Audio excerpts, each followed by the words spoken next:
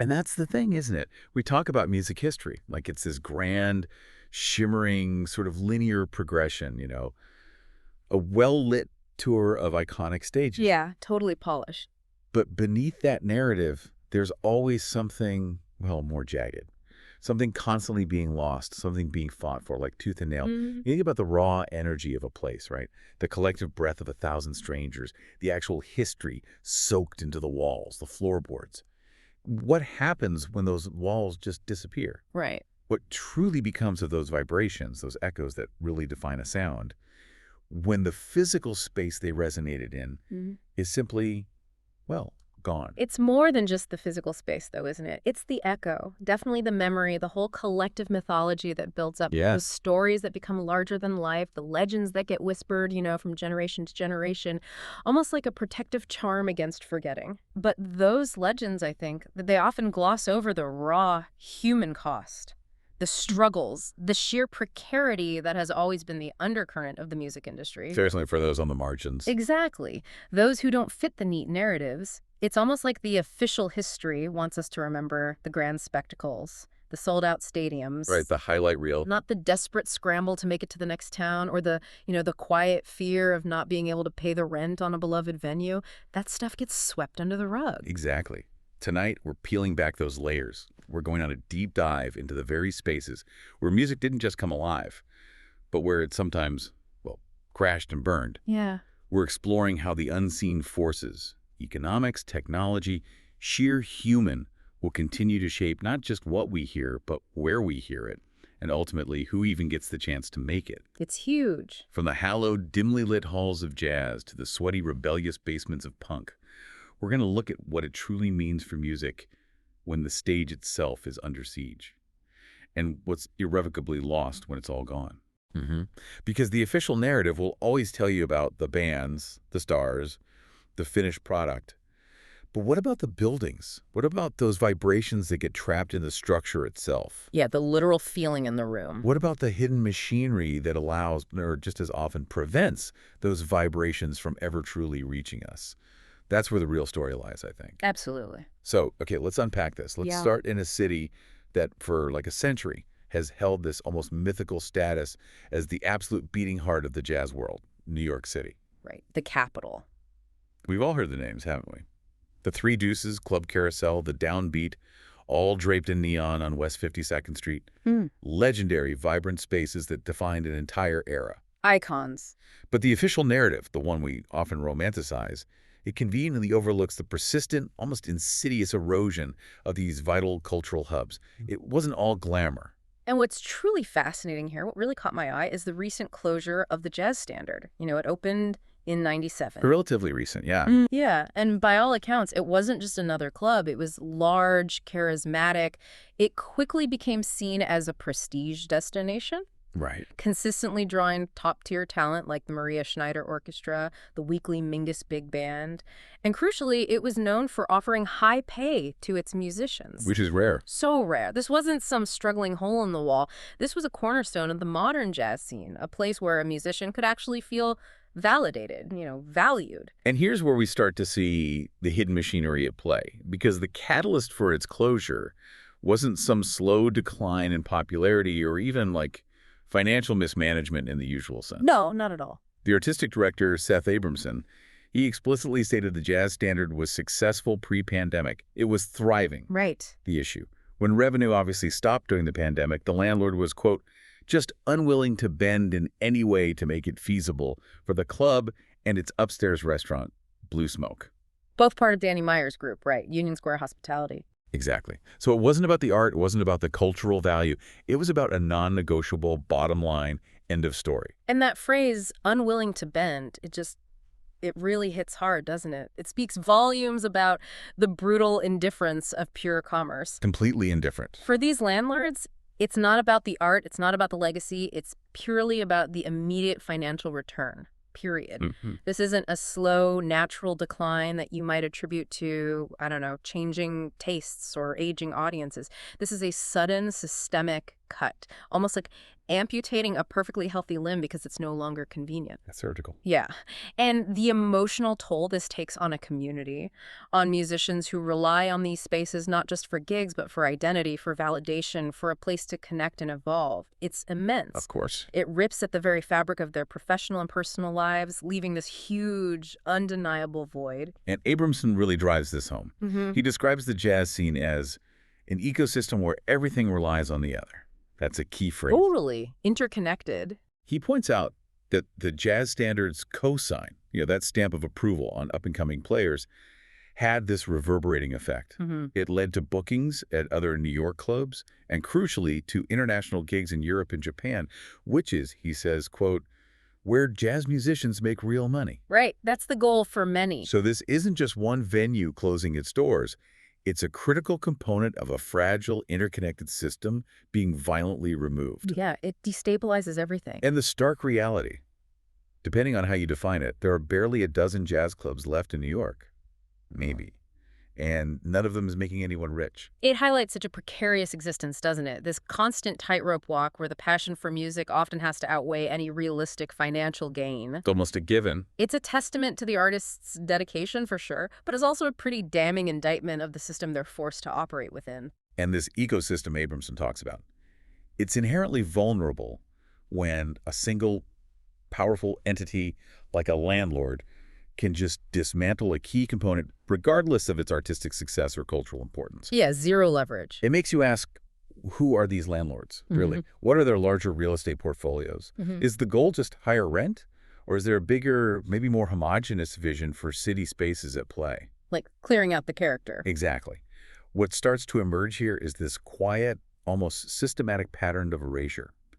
It reveals how a relentless pursuit of maximum capital can dismantle the very cultural fabric it once, maybe ironically, monetized. It's a structural incentive for developers to clear out what they might see as prestige destinations. If those destinations don't generate hyper-efficient profit, irrespective of their immense, irreplaceable cultural value, the numbers just don't add up for them. And this pattern, it isn't just a jazz problem, right? It's not confined to the polished floors of high-end clubs. We see the same forces at play in entirely different musical subcultures, particularly in the DIY punk scene. You mentioned Tyler Kane, a booker for Brooklyn Bazaar. Right. His quote was pretty blunt. He notes that these vital, often unauthorized venues get pushed out when neighborhoods gentrify and property values inevitably rise. It's the classic story. He said the hip, upper-middle-class kids are initially welcomed for being cool and artsy. Basically, their cultural capital is exploited until the area becomes valuable enough for developers to then say, quote, get the feck out. Wow. Yeah. It's such a heartbreaking cycle of cultural extraction. Yeah. The very thing that made it desirable becomes the reason it's destroyed.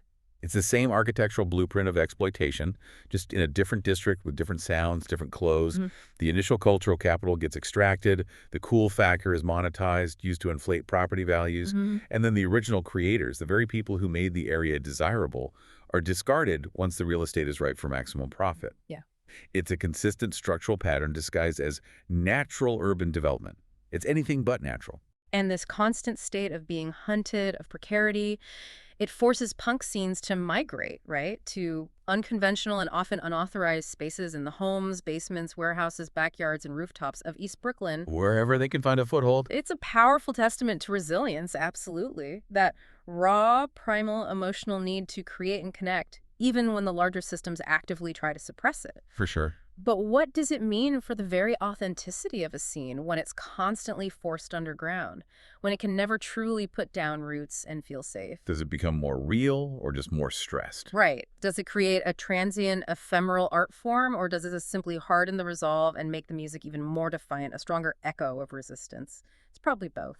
Yeah, probably. And the irony of this cycle is just brilliantly illustrated when you contrast the prestige of the jazz standard with the gritty, informal birthplaces of punk. Like, take CBGB. Oh, yeah, the legend. It started with that gloriously awkward full name, country, bluegrass blues, and other music for uplifting gourmandizers. Chuckles. Gourmandizers.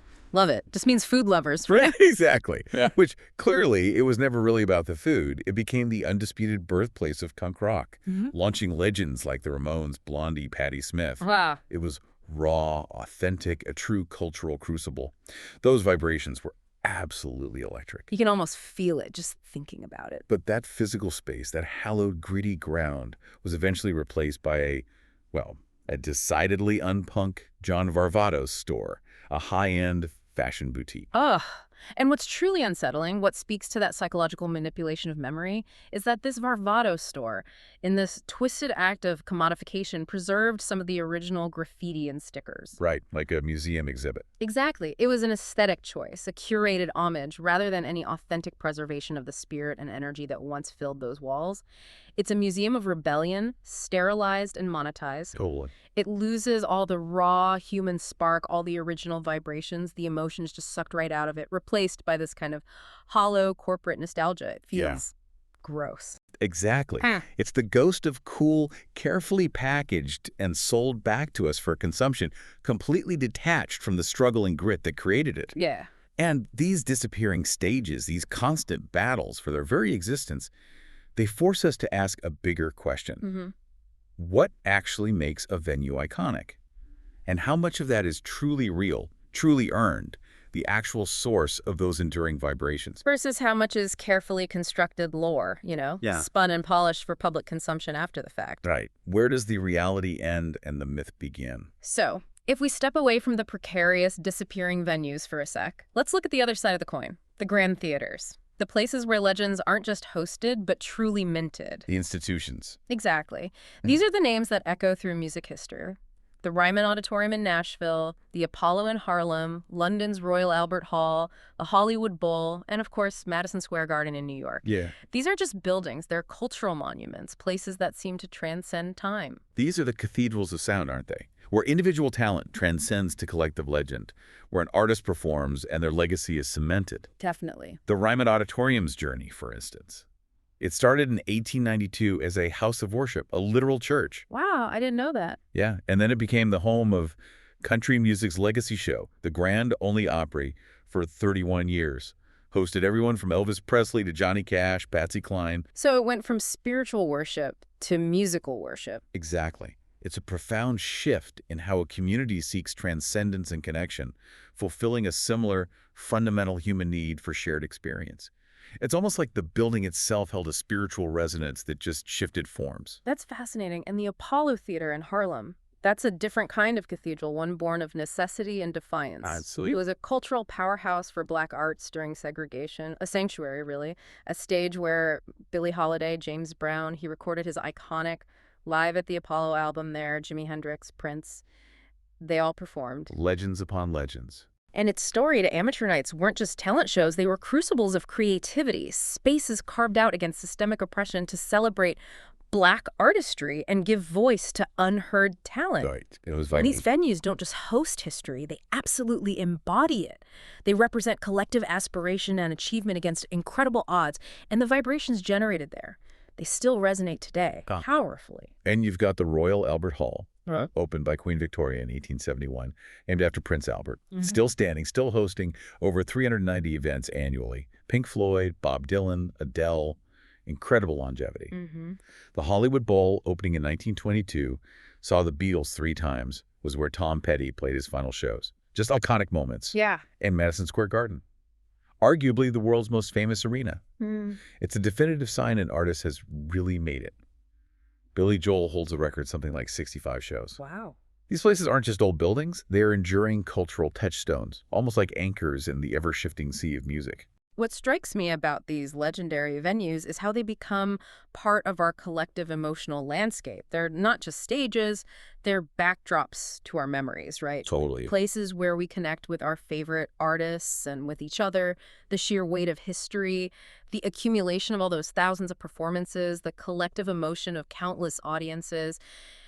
It infuses these spaces with a palpable energy. You feel it when you walk in. And from a structural perspective, what's interesting is how these venues, unlike the smaller clubs we were just talking about, often have a different kind of resilience built in. How so? Well, they're often long-standing institutions, sometimes publicly owned, like the Greek Theater in LA, or they're just so deeply embedded in a city's cultural identity that they become economic anchors. Right, too big to fail almost. Kind of. This often gives them a certain protection from the predatory real estate pressures that plague independent clubs. Mm. But it also implies a level of corporatization and control, right? A departure from the raw, unpredictable beginnings. Yeah, more polished, maybe less risky. Who truly profits from their continued, highly polished operation? And how do they navigate modern commercial pressures, especially when they're essentially part of the civic identity? It's a different kind of hidden machinery at work. Less about erasure, maybe more about careful curation and profit maximization on a grander scale. It's a trade-off, isn't it? Stability and longevity often come at the cost of that raw, unfettered creativity you find in the grittier, more vulnerable spaces. Yeah. The vibrations might be grander, more controlled perhaps, but maybe less spontaneous, less dangerous. And speaking of raw and unpredictable, maybe even dangerous, let's dive into a moment where legend collided with messy reality in the most chaotic way imaginable. Nirvana at Trees in Dallas, October 19th, 1991. Oh, yeah. That show is infamous. The official narrative, the one you'll hear whispered among fans, is that it was the most legendary concert in Dallas history. It's been widely covered, but it's always been, quote, tough to tell for sure how the night came to go down as chaotically as it did. Right. And more people claim to have been there than could have ever fit in the place. Exactly. Which is the classic mark of a true myth being born. That ambiguity, that collective myth-making, it's part of the legend itself, isn't it? It invites us to fill in the blanks, to embellish with our own interpretations. For sure. But the facts, as pieced together from eyewitnesses like Trees, artistic director Jeff Lyles, and security guard Turner Van Blarcom, they paint a far messier, more human picture. It's a story of internal and external pressure just exploding in a very public way. Let's lay out the actual timeline because it's like a masterclass in unforeseen pressures and systemic breakdown. Okay. The show was less than a month after Nevermind had dropped, right when Nirvana was exploding overnight, from indie darlings to global superstars. Suddenly the biggest band in the world. Exactly. And Trees, with a stated capacity of around 600, maybe 1,000 if you really squeeze them in, was clearly, obviously too small for the band that had just become music's next big thing. Bad planning. Or maybe just unavoidable speed. Maybe. The band, already with a reputation for rowdiness, requested extra security. Kurt Cobain apparently seemed off all day, giving label reps headaches just trying to get him to sign posters. Already feeling the pressure. Inside, the stifling heat, combined with the jam-packed crowd, only ratcheted up the tension. It created this intense pressure cooker environment. You could probably feel it crackling. And then halfway through a feverish set, Cobain just snapped. He became visibly upset at the sound mix, started berating the sound engineer. Right from the stage. Yeah.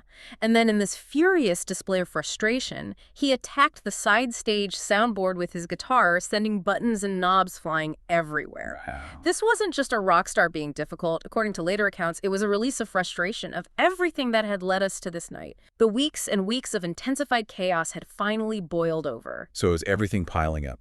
Exactly. This is the raw, public unraveling of a human being under immense, unexpected pressure, feeling overwhelmed by the very success that was supposed to be a triumph. It's the emotional truth beneath the rock and roll spectacle. It's the moment the myth collided head-on with the individual's breaking point. Yeah. And it only got more volatile from there, didn't it? Oh, yeah. Later, still high on tension, he stage dove into the keyed-up crowd, the same crowd he'd apparently tried to keep away earlier. Risky move. Totally. And he was violently swinging his guitar as he crowd-surfed back towards the stage. That guitar connected with the head of the security guard, Turner Van Blarcom. Oh, man. Infuriated and probably dazed, Van Blarcom clocked Cobain with a right-hand punch, knocked him to the stage floor, and then kicked him in the torso. Show grinds to a halt. Band rushes off stage. Chaos! Unbelievable. And the crowd. The crowd started chanting bullshit, demanding the show continue. It's this desperate, almost entitled desire for the experience to go on, regardless of the human toll on the artist or the staff. After about 10 minutes, Nirvana was somehow convinced to return. They played for another 20 minutes. Must have been tense. I can only imagine. But the chaos wasn't over.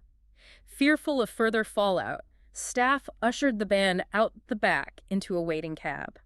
But out back. They ran into the security guard again. Yep. Van Blarcom, still enraged, proceeded to kick a dent into the side panel of the cab and punch a hole through one of its windows before the cab sped off. Just pure mayhem. It's an emotional pressure cooker from start to finish, a snapshot of pure, unfiltered human reaction under extreme duress. Everyone pushed past their limit. What's truly illuminating from a structural perspective here is how Nevermind's overnight success created this immediate catastrophic mismatch. The band's rapid rise versus the actual logistics of their tour. The infrastructure couldn't keep up. Exactly. This incident highlights not just the immense pressure on artists, but the utterly inadequate infrastructure, the security, the venue size, and the fundamental clash between artistic integrity, like Cobain's genuine anger at the sound mix. Which was probably legitimate. Probably. And the relentless commercial demand that the show must go on.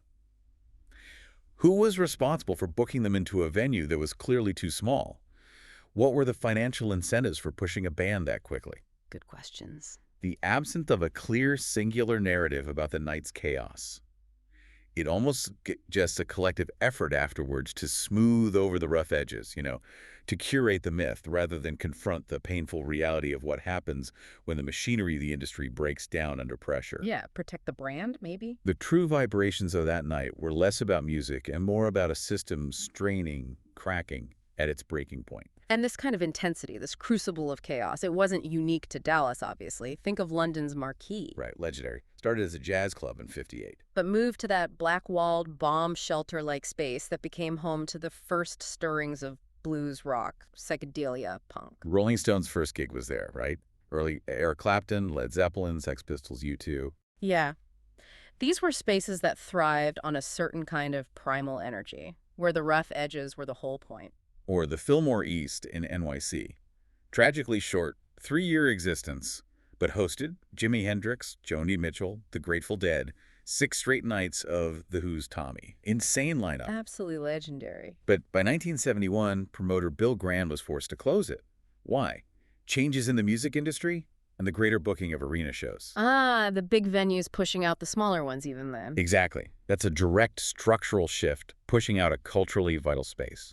Shows that even wildly successful venues aren't immune to the industry's changing tides. And the Crocodile in Seattle, the unofficial capital of grunge for Nirvana and Pearl Jam. It had to move too, right? Post-COVID, lease wasn't renewed, relocated to a newer, bigger space. Yeah. The fight for these spaces is ongoing, isn't it? A constant battle against external, often overwhelming forces that threaten to silence their unique vibrations. Always seems to be a battle. These venues, whether grand or gritty, reveal this constant struggle against external forces. And arguably, few forces have reshaped the music landscape as dramatically and often, well, violently as technology. And that's precisely where our next deep dive takes us right into the digital divide. How did these technological shifts, which initially promised growth and democratization, how did they turn into such a double-edged sword for artists and the industry? It's a huge question. Initially, advancements in digital tech actually led to growth. Yeah. Right? Cheaper recording, the rise of CDs. Yeah. It seemed like a golden age of accessibility was dawning. Yeah. More people could make and distribute music. But then came Napster. And that's when the promise began to turn into peril. It enabled free file sharing on a massive scale, and music industry revenue just plummeted. Absolutely cratered. Panic stations. Paid digital platforms like iTunes followed, and then streaming services like Spotify. But the stark reality is that revenues still haven't returned to levels prior to the age of Napster. Not even close for many. It's truly a double-edged sword, isn't it? On one hand, you have this unprecedented access and creative freedom for individual artists. Yeah, the tools are amazing now. Composers can produce film scores from their home studios, musicians can live stream globally, songwriters can record and release albums without ever needing a traditional record deal. Software-based virtual instruments, MIDI tech, they offer millions of sounds and great creative potential. It theoretically democratizes music making in a way unimaginable before, opens up this whole new world of sonic vibrations. But the emotional subtext to this explosion of access, it's the stark economic reality for the artists themselves. The payment. Their work, once a physical product with tangible value, is devalued. It becomes a commodity to be streamed for pennies, or fractions of pennies, or less. Yeah, the per stream rates are often minuscule. It's a profound emotional cost, isn't it? To create something deeply personal and vulnerable, only to have its monetary value eroded to almost nothing. Does this shift in how value is perceived lead to a more produced, less raw, and emotionally authentic sound. Because maybe that's what's optimized for the algorithm, for background listening, rather than deep engagement. It certainly encourages a different kind of creative calculation, I think, a different set of priorities maybe in the creation of those vibrations, what gets heard, what gets promoted. And what's fascinating here, when you look at it from a structural lens, is that this isn't just a natural evolution. It's a classic case of technological disruption leading to a massive wealth transfer. Right. Someone's making money. Who truly benefits from streaming services, if not the artists themselves? It's the platforms, obviously. It's the record labels, who often have incredibly favorable deals locked in with those platforms. And it's the venture capitalists who funded their rise. Yeah, the infrastructure owners. Artists are effectively forced to diversify revenue streams. Live music becomes a must-have knowledge, often their primary income source, precisely because the digital product itself has been so thoroughly devalued. Touring is everything now for many. Merch, too. When you look at the data, it's hard not to conclude that this isn't a natural, fair market. It feels more like one that's been structurally manipulated, often at the expense of the creators, silencing or distorting their economic vibrations. And this leads us directly into that broader debate about the shifting value of music and what we even mean by authenticity in this new landscape. Yeah, what does authentic even mean now? One core argument suggests that the explosion of musical genres in the 20th century was due to unique technological transformations, right? Like electric guitars, synths, samplers. And these genres are now dissolving almost as quickly as they burst into life. This perspective argues that innovations in contemporary pop and hip-hop are, quote, entirely centered around the production side. Implying that's the only area still evolving. Like we've hit a conceptual wall in terms of melody or harmony or structure. Kind of, yeah. Almost like we hit a creative plateau in fundamental composition, and now it's all about how cleverly you package or produce the sound rather than fundamentally reinventing it.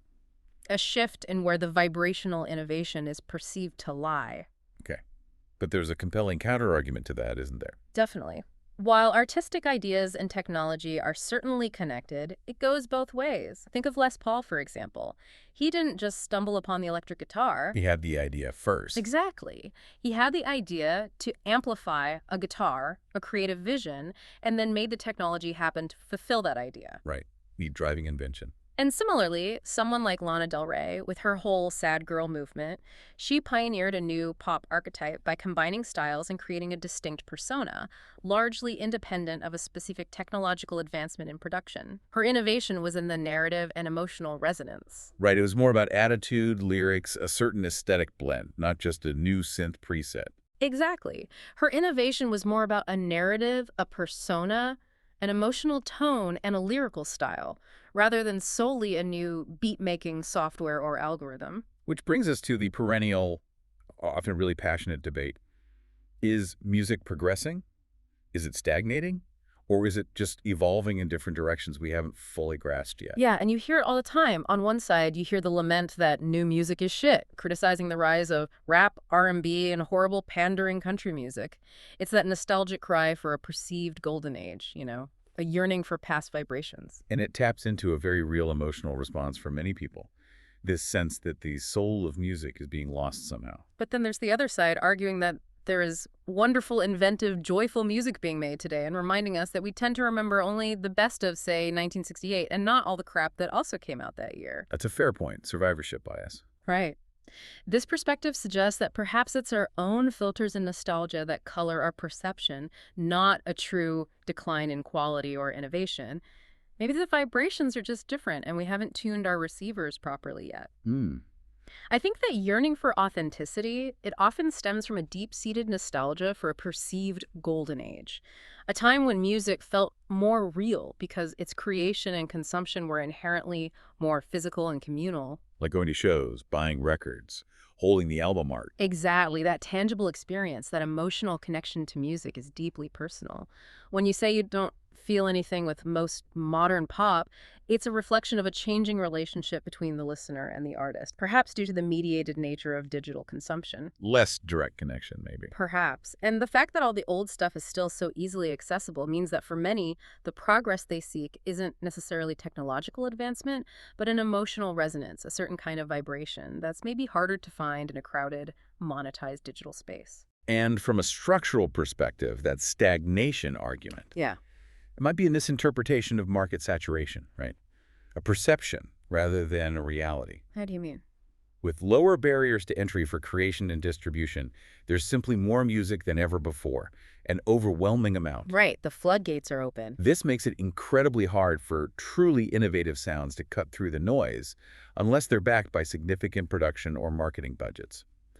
So it's not necessarily a lack of innovation. It's a structural challenge in discovery and monetization. Getting heard is the problem. So the gems might be there, just buried. Exactly. And the production side, focusing contemporary pop and hip-hop, might simply be an adaptation to this environment, where sonic novelty, something that grabs your ear immediately, is prioritized to get attention in that crowded digital space, a desperate attempt to stand out amongst a sea of digital vibrations. That's an interesting thought.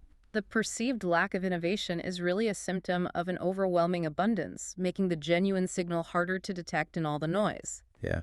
It challenges our very definition of what progress in music even looks like. And this constant tension between innovation and preservation, between the technological and the human.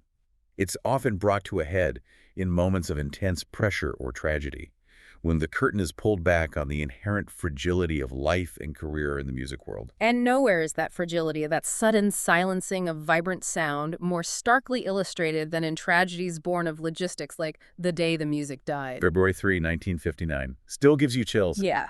The plane crash that killed Buddy Holly, Ritchie Valens, and the Big Bopper J.P. Richardson, it became enshrined in legend by Don McLean's song American Pie, an iconic moment, a turning point. Absolutely. But when you dig into the preconditions, it becomes this chilling tale of systemic failure, a quiet, unseen narrative of exploitation, really. It's more than just a historical event. It's a stark reminder of the sacrifices artists were forced to make and the dangerous, almost inhuman conditions they endured. The Winter Dance Party Tour was explicitly referred to as the Tour from Hell, a grinding schedule covering 24 Midwestern cities in as many days.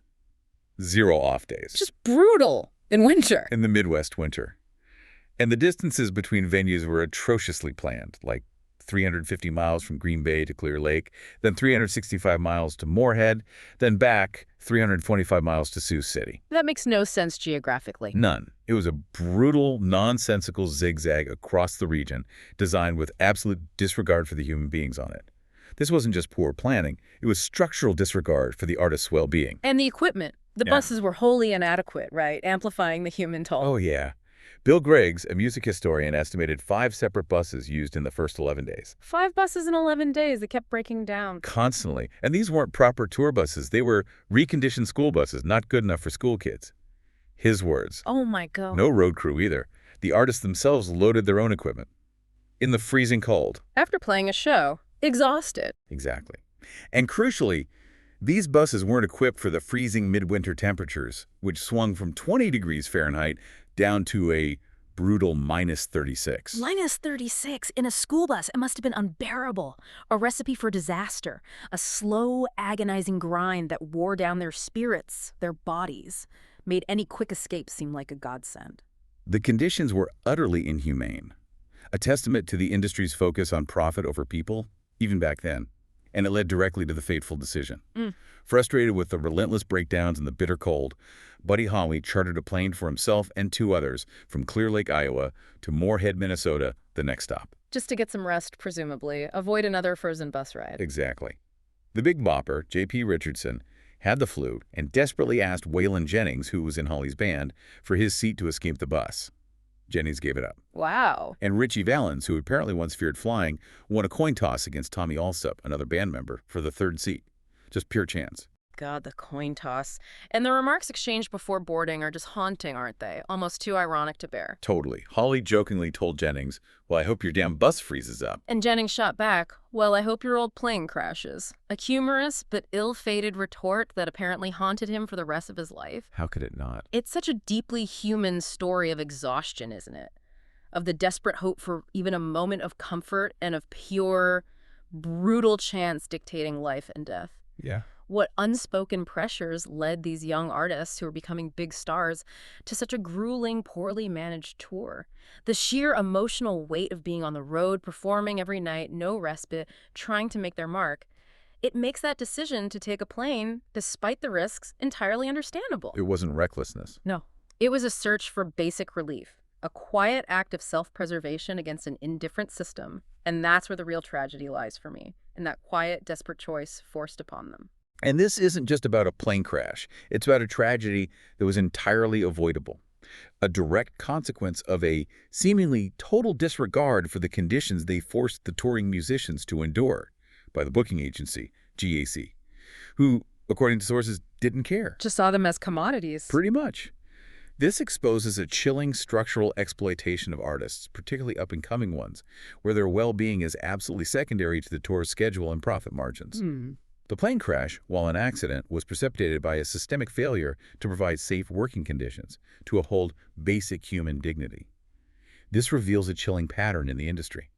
Prioritize the show, prioritize the bottom line, whatever the human cost. Yeah. It silenced three vibrant sounds forever, and for reasons they had nothing to do with art and everything to do with avarice and neglect. And it's not just external forces or logistics that can bring the music to a halt. Sometimes the implosion comes from within, right? Amplified by the very industry designed to profit from it. Take Pantera. Oof.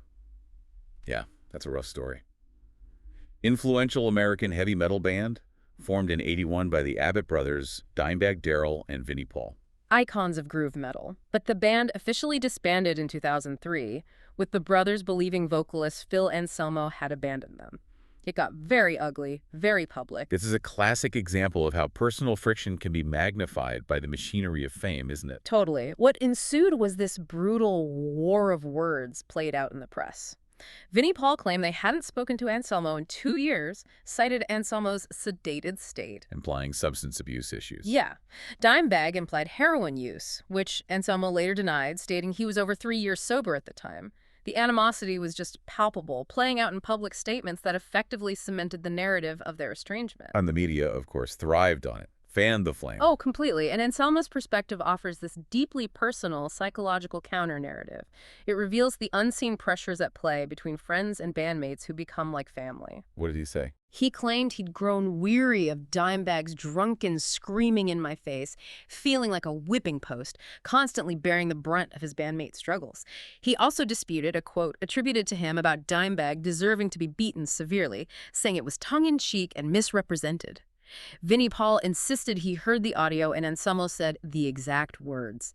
So just messy and conflicting. Deeply personal resentments playing out on a public stage. Exactly. And Anselmo openly admitted he considered reuniting with the band prior to Darrell's death, which only adds another layer of heartbreaking what-if to the story. A profound sense of unresolved grief and lost potential. But after Dimebag, Darrell was tragically murdered on stage in 2004. Yeah, a completely separate, horrific event. After that, Vinnie Paul's stance was unequivocal. A reunion was never going to happen. The damage was too deep, the hurt too immense. And while this is deeply personal, these conflicts occur within the high-stakes environment of a hugely successful band, where millions of dollars are on the line. Right, the pressure is immense. The public nature of their disputes, amplified by the music press, became part of the band's narrative. It became a self-fulfilling prophecy, potentially fueling further division for commercial interest. Clicks. Sales. Yeah, the drama sells magazines. Gets clicks. The industry, in a cynical way, thrives on drama, even if it means the destruction of a creative unit.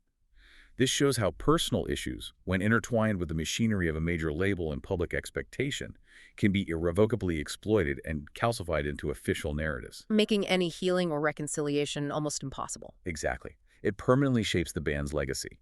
The vibrations of their internal conflict were amplified and monetized until they tore the band apart. From the macro forces shaping venues to the microdramas tearing apart bands, the music industry is just this complex, often brutal landscape.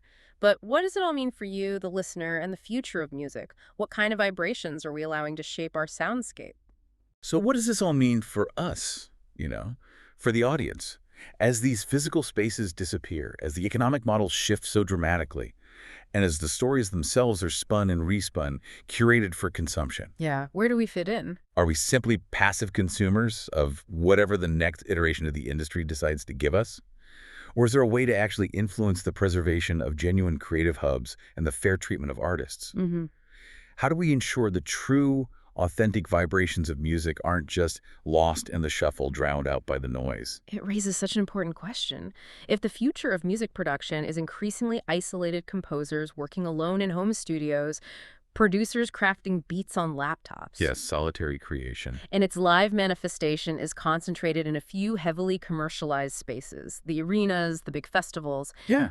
what happens to the unexpected connections, the raw discoveries, the communal effervescence that defines so many legendary moments? The happy accidents, Yeah. the spontaneous jams. Exactly. What do we lose emotionally and culturally when music is no longer born in a bomb shelter-like space with that primal energy, but in a server farm optimized for algorithms and solitary consumption? It feels like a profound shift in the very soul of how music is created and experienced. It's a stark choice, really. Do we continue to allow the unseen hands of developers and corporate interest to dictate the landscape of our cultural consumption, to sanitize and commodify every genuine spark? Oh. Or do we recognize the true value of these spaces, the dive bars, the independent clubs, even the seemingly chaotic gigs, as the real engines of artistic innovation and community building? And the places where things actually happen. Because we only celebrate the polished legend, the carefully curated myth. We risk letting the authentic, beating heart of it all simply fade away. We risk silencing the very vibrations that make music resonate so deeply within us in the first place. Perhaps the deepest dive isn't just into the legends, the greatest hits albums, or the most publicized events, but into the quiet struggles, the forgotten venues, and the messy human truths behind the music we love. Looking beneath the surface. Yeah, because sometimes the most revolutionary sound isn't happening on the biggest stage, but in the fight just to build one, in the resistance itself. This episode is powered by NeonKore Media for stories they said were too real to tell.